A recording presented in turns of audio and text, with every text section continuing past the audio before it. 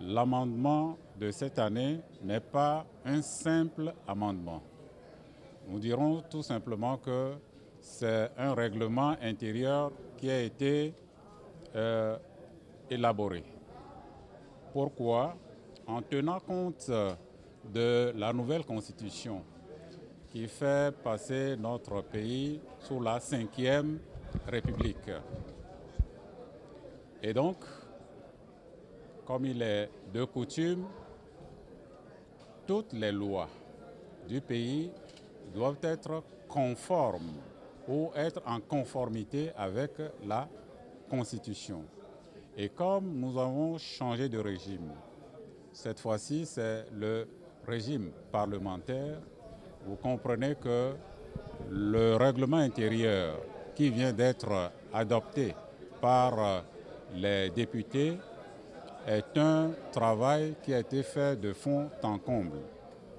Alors, les grands axes, c'est que, contrairement à ce qui se faisait, aujourd'hui, nous avons 2 chambres, à savoir l'Assemblée nationale et le Sénat, qui va être mis en place très prochainement. Déjà, l'article 97, ou bien les dispositions transitoires de la nouvelle Constitution ont donné un délai d'au moins 1 an pour mettre en place les autres institutions.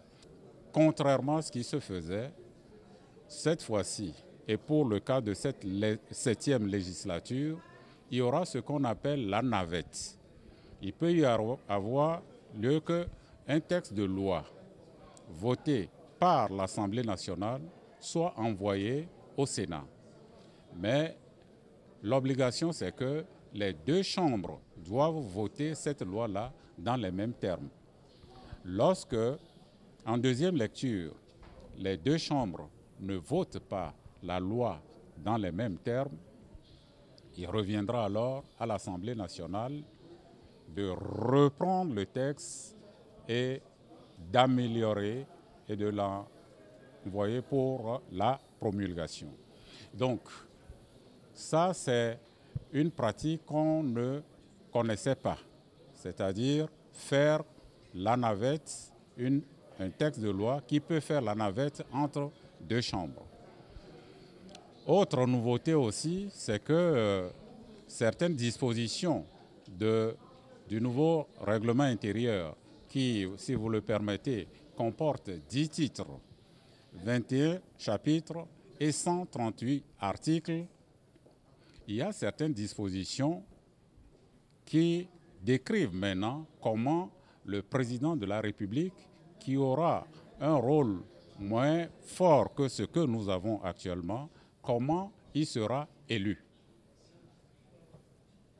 Et le président du Conseil également, pour le fonctionnement du gouvernement, quel est le rapport entre l'Assemblée nationale et le président du Conseil, donc, et le gouvernement, ont été des points essentiels sur lesquels le règlement intérieur s'est penché.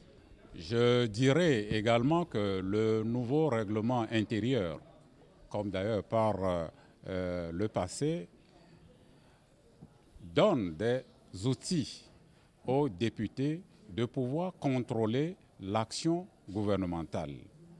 Et là, il y a plusieurs mécanismes qui sont prévus pour permettre aux députés de contrôler l'action publique du gouvernement, ceci dans l'intérêt de voir est-ce que la politique mise en place par le gouvernement et appliquée va dans l'intérêt de nos populations.